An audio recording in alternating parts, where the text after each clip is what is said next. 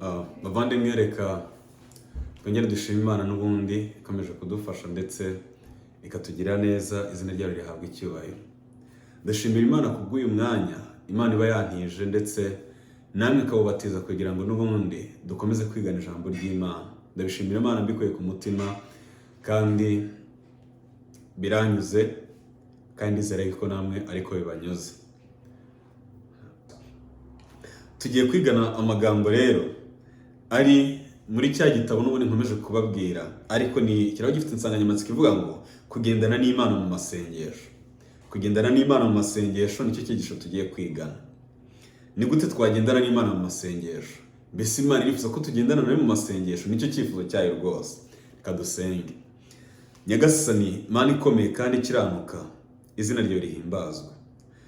Nejejwe no kuba ukomeje kundinda kandi ukarinda abavandimwe bose, ukabahereza umwanya wo gukurikirana iki cyigisho, izina ryawe rihabwe icyubahiro.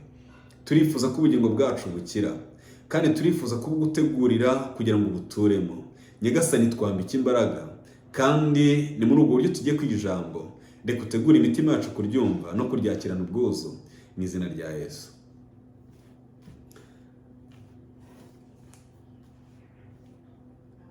Reka tureke kino cyigisho kitubwira ngo kugendana n'Imana mu masengesho, icyo kuba inshuti y'Imana bisobanuye.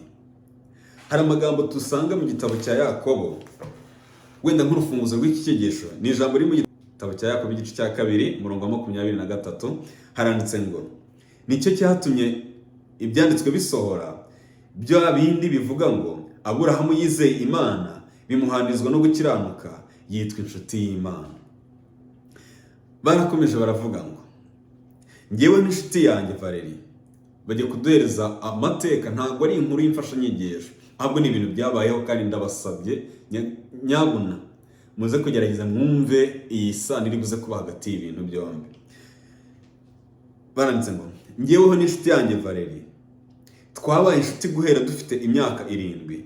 Ntabwo twakuriye hamwe dukina nk'abana gusa, ahubwo no mu gihe twari tumaze gukura twarabanaga, tugatemberana, tugakorera umurimo w'ivugabutumwa hamwe, twasengeraga hamwe ndetse tugakorera n'ibindi byinshi hamwe. Twaje kumenyana cyane bihagije. Iyo Valerie andebye akenshi ushobora gukeka icyo ari gutekereza, kandi nawe nuko bigenda iyo murebye. Aba bana bageze kuri 2, wenda mbise abana kuko bari kutubwira amateka yo mu bwana bwabo, ariko birashoboka ko uyu munsi ushobora kuba bari ku rugero rw'ubukure, urugero runaka. Ariko icyo batubwiye ni iki ngiki: iwe na Valerie, uyu wari uri kwivuga we na Valerie, bagize ubushuti ku buryo babana mu butoya, barakura bageze ubwo babaye bakuru, kandi bagenda babana mu bintu byinshi bitandukanye, ku ishuri, mu byo bakina, kugeza ubwo bageze ku rwego umwe ashobora kwitegereza mugenzi we akamenya ibyo atekereza, akavuga ati urandebye ariko ndabizi icyo ushaka ni iki ngiki. Kandi muzabyitegereze, iyo ukunda kubana n'umuntu cyane ugera igihe ukamumenya ku buryo ki niyo akwitegereje ibyo ubwabyo bishobora kuguhereza isura y'ikintu ashobora kuba ari gutekereza, cyangwa se birashoboka cyane. Rero niyo mateka y'aba bantu, ariko reka twumve. Bageze ku rwego aho umwe ashobora kwitegereza undi akamenya icyo ari gutekereza. Barakomeje. Muri iki gihe hari intera ndende hagati y'aho ari n'aho undi. Barakuze baratandukana kubera impamvu z'ubuzima. Nyamara ubushuti bwacu buracyakomeye.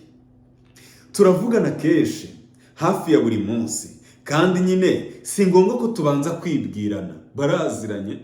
Iyo ugiye kuvugana n'umuntu bwa mbere uranze ukamubwira ati ndi naka.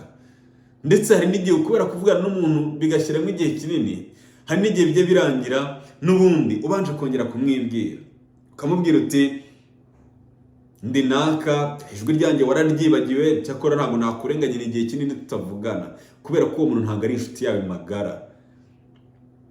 Ariko hano bari kutubwira ngo turavugana kenshi kandi buri munsi, kandi iyo tugiye kuvugana si ngombwa ko twibwirana.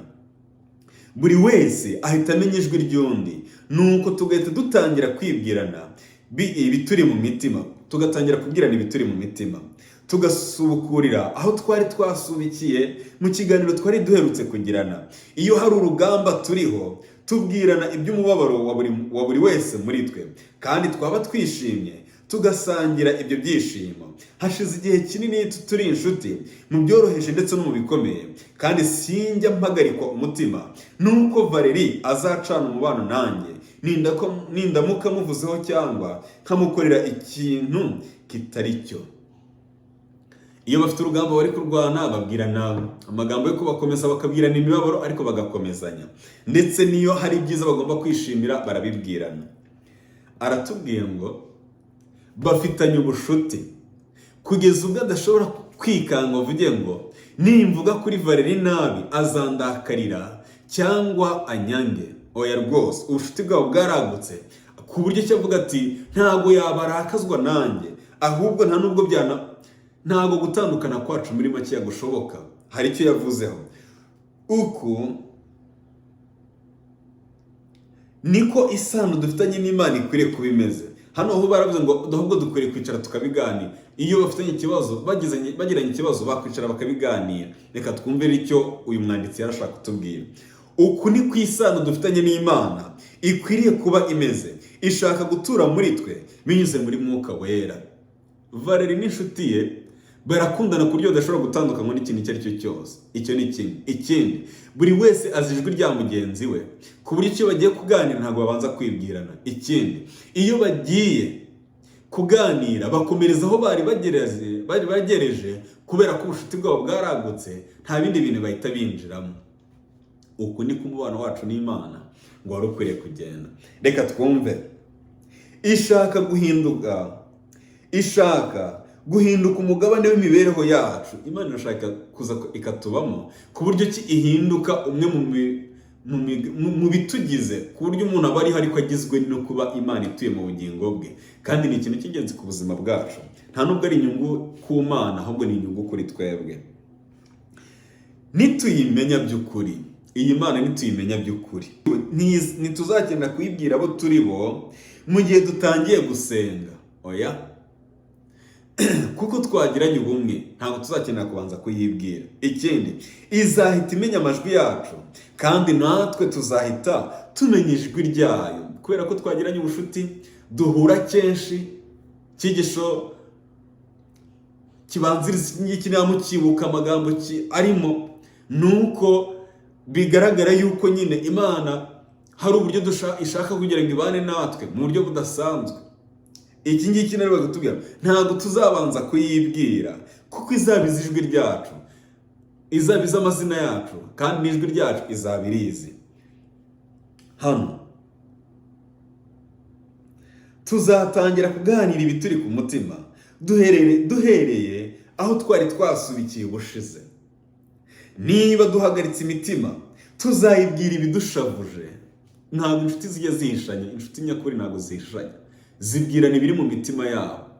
Iyo dukingana nta bushuti buba bwagutse tuba dufite, ariko inshuti yawe nyine uyiganiriza byinshi kandi bishoboka ibikuri ku mutima. Rero Imana niba inshuti yacu, tuzajya tuyiganiriza ibiduhangayikishije, ibiri mu mitima yacu biduhangayikishije, bitubabaje, ibiduhagaritse imitima, ibidushavuje. Niba hari ibyo tutumvikanagaho nayo ku kindi kintu runaka, tuzakiganiraho. Niba hari ibintu Imana iri kuturebaho nabi kubera ko turi kubikora, tuzaza tuganire nayo, tuyibwire impamvu tubikora, nayo itubwire impamvu tudakwiriye kubikora. Itubwirira mu ijambo ryayo, izatubwira iby'ingenzi dukwiriye gukoresha kugira ngo Imana muri twebwe ibe ari Imana koko kandi yujuje ibyangombwa muri twebwe. Niba tubabaye tuzaririra ku rutugu rwayo, nta kaga kariho yuko Imana izadusiga ikigendera. Nitubabara kuko ari inshuti yacu, tuzaririra ku rutugu rwayo. Ndifuza ko buri muntu wese uri gukurikirana iki cyigisho yasenga Imana ikamufasha, yasaba Imana ikamwitaho, ikamuhereza amahirwe adasanzwe yo kugira ngo Imana ihinduke umugabane w'imibereho ye. Nitubigenza gutya, amahirwe tuzaba tugize ntabwo umuntu ashobora gupfa kuyasobanukirwa, ariko hazaba hari amahirwe akomeye cyane. Mbese nk'inshuti magara dushobora kuba hafi y'Imana ku buryo dushobora kureba mu maso hayo igihe icyo ari cyo cyose mu mibereho yacu ya buri munsi. Muri Zaburi ya 32 umurongo wa 8 haravuga ngo nzakwigisha nkwereke inzira unyura, nzakugira inama. Ngayo magambo Uwiteka yatubwiye, kuko twageranye ubucuti bwayo. Izatwigisha, izatugira inama, kandi izatwereka inzira dukwiriye kunyura. Ijisho ryanjye rizakugumaho. Ngiki icyo dukwiriye gukora. Igihe turi ku nzu ibikwamo ibicuruzwa, dushobora kugura icyo tutari dukwiriye kugura. Icyo gihe ntabwo tuba turi ku mavi gusenga. Nyamara igihe buri munsi tukaba mu ijambo ry'Imana, tuzahita tubona mu maso he ko atabyishimiye, avuga ati icyo ntukigure, kiriya ntugikeneye. Cyangwa igihe tubonye umuntu ukeneye ubufasha runaka, tukabona mu maso hayo itubwira iti yego akeneye ijambo ryo kumukomeza, genda uvugane nawe. Ngaka agaciro gakomeye cyane ko kubana n'Imana. Nitwunga ubumwe n'Imana, tukabana nayo mu buryo bukomeye cyane, hari ibintu Imana izadukorera. Ikintu cya mbere, tuzabana nayo ubucuti bwacu bugende bwaguke, ku buryo tugenda twumva ijwi ry'Imana igenda ituganiriza. Nituba turi mu isoko, batanze urugero, tugiye kugura ikintu kidakenewe kandi kitari ngombwa, tuzumva ijwi ry'Imana ritubwira ngo icyo kintu ntukigure kuko ntugikeneye. Kandi uwo mutima Imana ivugiramo tuzawumvira. Kabiri, niba hari umuntu ukeneye ubufasha bwacu, tuzumva ijwi ritubwira ngo uriya muntu akeneye ubufasha, genda umuganirize, umubwire amagambo amukomeza. Kandi niba hari n'ubundi bufasha akeneye, Imana izabikubwira ubumuhereze, kubera ko uri inshuti n'Imana. Ndabasabira kugira ngo mugirane ubucuti n'Imana, kandi ndabibingingiye, Imana ibahereze rwose. Hano barakomeje ngo Imana ntabwo ari nk'umuntu w'umunyabubasha uri iyo mu kirere dushyikiriza urutonde rw'ibyo dushaka guhahira mu ijuru. Ntabwo Imana ari nk'umuntu w'umunyabubasha wibereye mu kirere dukwiriye gushyikiriza urutonde rw'ibyo dushaka guhahira mu ijuru. Oya rwose. Cyangwa umuntu twiyambaza iyo ibintu byakomeye. Iyi Mana niwe uyifata gutya. Imana irifuza ko ibintu bihinduka. Ntabwo Imana ari Imana y'inyabubasha dukwiriye gutabaza cyane gusa iyo hari ibintu dukeneye kuri yo. Oya, ntabwo Imana ibyifuza. Ahubwo hari ibintu Imana ikeneye kandi dukwiriye guha agaciro. Ikwiriye kuba inshuti yacu, igendana natwe kandi ikavugana natwe umunsi ku munsi. Kandi aho twaba turi hose, cyangwa icyo twaba turi gukora cyose, imitima yacu ikwiriye kuba iri kumwe nayo buri mwanya. Twaba duhuze dufite ibintu duhugiyemo mu kazi kacu ka buri munsi, imitima yacu ikwiriye kuba iri kumwe n'Imana. Bavandimwe, wenda ku bantu baherereye muri iki gihugu tubarizwamo, ndetse n'abaherereye mu Burayi, abaherereye muri Aziya, ndetse n'ahandi hantu hose bakaba bashobora kumva iki Kinyarwanda, mwumvire ijambo ngiye kubabwira. Inshuro nyinshi abantu bitwaza yuko bafite imirimo ishobora kuba itabemera kubona umwanya wo gusenga. Ntabwo ikibazo ari umurimo ukora, ntabwo ikibazo ari uguhugira mu kazi urimo, ahubwo ikibazo ni ukutamenya Imana ukwiriye kubana nayo n'uburyo wabana nayo. Nta kintu na kimwe ku isi ya rurema gikwiriye kudutandukanya n'Imana ku buryo cyahinduka urwitwazo. Uko mubizi neza ibyanditswe byari bigaragaza ko nta rwitwazo twabona rwatuma tubona impamvu Satani yigumuye mu ijuru, niko nta rwitwazo umuntu ashobora gutanga nk'ikimenyetso kimubuza gusenga. None se urwo rwitwazo Imana yakwemera rwahinduka impamvu yazakubuza ubugingo ni uruhe? N'igihe turi mu mirimo yacu ya buri munsi, dukwiriye kubaho dusenga. Erega mujye mutandukanya ikintu bita guterana n'abandi n'icyo bita gusenga. Gusenga dukwiriye kubyiga ku buryo bitwigisha kubana n'Imana umunsi ku munsi, isaha ku isaha, umwanya uwo ari wo wose, akanya isegonda ku isegonda, kugira ngo imibereho yacu ibe yomatanye n'Imana mu buryo bukomeye cyane. Ibyo kujya guterana byo rero n'undi mugabane, nawo mu mugabane w'ingenzi. Ariko burya abantu bafite ibihe byo kubana n'Imana basenga, guterana ntabwo bijya bihinduka ikibazo, nabyo birangira bitworoheye. Imana ibafashe kubyumva, kimwe nuko nanjye ndi gusaba Imana imfashe kubyumva. Rero Imana ikeneye ko tuba inshuti nyashuti. Imana ikeneye kugendana natwe kandi ikavugana natwe buri munsi. Mu gitabo cyitwa Kugana Yesu haravuga ngo isengesho ni ukugururira Imana umutima. Nk'uko umuntu aganira n'inshuti, ibyo ntibiterwa n'uko ari ngombwa ko tuyimenyesha abo turi bo, ahubwo ni ukugira ngo tubashishwe kuyakira. Imana iratuzi abo turi bo. Gusenga rero si ukugira ngo tumenyeshe Imana abo turi bo, ahubwo ni ukugira ngo tubashishwe kuyakira. Isengesho ntiritumanurira Imana, ahubwo riratuzamura rikayitugezaho. Izina ry'Imana rihabwa icyubahiro. Ntabwo isengesho ritumanurira Imana, ahubwo riratuzamura rikatugeza kuri yo. Izina ry'Imana rishimwe. Akomeje ngo ntituvugana n'Imana nk'abaganira n'inshuti gusa, ahubwo uko turushaho kuvugana nayo niko nayo izarushaho kutumenyesha ibiri mu mutima wayo. Aya magambo yaranyuze kandi n'uyu munsi aracyanyura. Wari uzi ko dukeneye kubaka ubucuti bwacu n'Imana kugeza ubwo dusigara tuganira nayo, ku buryo ushobora kugenda ukaganira n'Imana ukajya unanamwenyura ugaseka kubera ko waganiye n'Imana. None se niba tuzaganira n'Imana kugeza ubwo ishobora kutubwira ibiri mu mutima wayo, ubwo ntimubyumve? Reka nkomeze hano. Barakomeje ngo niduhora dushyize Imana imbere, nshuti zanjye, niduhora dushyize Imana imbere, tugakundira imitima yacu kugaragariza abandi ishimwe no guhimbaza Imana, tuzakomeza kugaragaza itoto mu mibereho yacu. Haleluya! Nidukomeza kugirana isano n'Imana kandi tugashyikirana nayo, tuzakomeza kugira itoto mu mibereho yacu y'iby'iyobokamana. Tuzahora turi abasore mu by'iyobokamana. Niyo mpamvu umusaza Mpyisi wigendeye yakundaga kuvuga amagambo akomeye ati, inyuma ni mu ndebe ndashaje, ariko mo imbere ndacyari umusore. Ni iki yavugaga? Muzasome ibya Kalebu. Imbaraga yari afite ku myaka 40 Imana imuhamagara, nta nizo mbaraga yari afite ku myaka 85. Muzabisome mu gitabo cya Yosuwa muzayibona. Imbaraga y'ibyamwuka yakomezaga kugendana nawe. Muzigi ibya Mose, ngo nuko Mose ageze imyaka 128, niba nibuka neza, 120 mumbabarire, imyaka 120 ngo, ariko ngo amaso ye ngo yari akibona, kuko ako kantu bakongereyeho nuko iyo myaka itari imyaka myiza ku bantu, ngo amaso yabo abagifite kubona. Ariko baratubwiye ngo tuzakomeza kugira itoto mu by'iyobokamana, tuzakomeza kumva dukomeye kandi dushobojwe. Barakomeje ngo amasengesho yacu azagira isura nk'ikiganiro tugirana n'Imana, mbese nk'uko twaba tuganira n'inshuti. Izatubwira ibiyoberana byayo buri wese ku giti cye. Ibihe byinshi tuzumva twishimiye ko ubwiza bwa Yesu buri kumwe natwe. Ibihe byinshi imitima yacu tuzumva igurumanamo igihe azajya aba atwegereye ngo dushyikirane nk'uko yashyikiranaga na Enoki.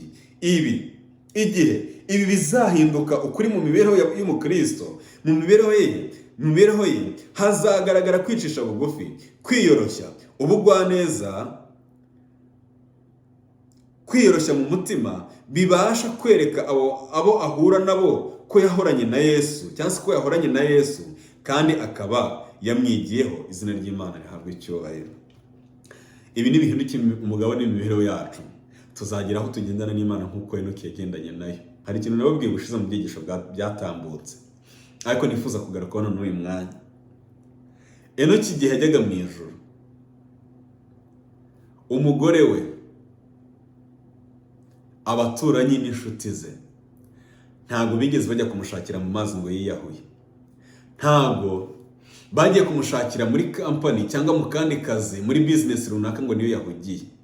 Ahubwo baravuze ngo Enoki mwe kwirwa mumushakira ahandi, nta wamushimuse, nta wagize gute, ahubwo yagiye ku Mana ye, Imana ye yamutwaye. Narababajije mu cyigisho niba ari icyigisho nigishije, ariko niko ko nakibabwiye.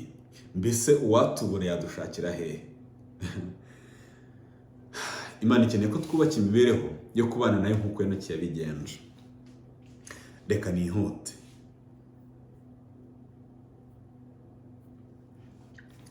Dukeneye uku kwiyoroshya kuvuguruwe mu rugendo rwacu tugendanamo n'Imana. Igihe dufite ingorane cyangwa duhanganye n'ibigeragezo, aho kuba inshuti zacu, aho kubaza inshuti zacu dutekereza ko ziruta izindi, dukwiriye kwirukira ku Mana yacu tukayishyira ibituremereye. Niwe nshuti ihebuje izindi zose dushobora kugira. Mu gihe hari ibintu biduhangayikishije, twumva ibintu byaducanze, hari uwo dukwiriye gusanga ukomeye cyane. Dukwiriye gusanga Imana yacu, akaba ariyo twegera kandi akaba ariyo twishingikirizaho. Iki cyigisho ntabwo nifuza kukigira kirekire cyane, ahubwo ndashaka gukora umugabane wa mbere, nkazakora n'umugabane wa kabiri, kuko ni kirekire kandi nifuza ko tuzacyumvikanaho kandi tugasaba Imana kugira ngo ibi bintu bicyanditswemo bizabe mu mitima yacu. Ndifuza rero ko iki cyigisho ngisoreza hano, ariko nkareba ukuntu nzagaruka ku mugabane wa kabiri. Ni kinini cyane rwose, ndifuza kuzagaruka ku mugabane wa kabiri, ariko munyemerere iki cyigisho ngisoreze ahangaha.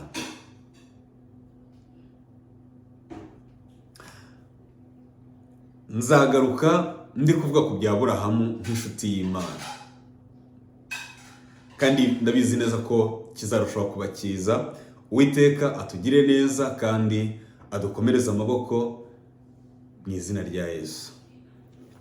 Reka dusenge Imana. Nyagasani, izina ryawe rihimbazwe kandi izina ryawe rishyirwe hejuru.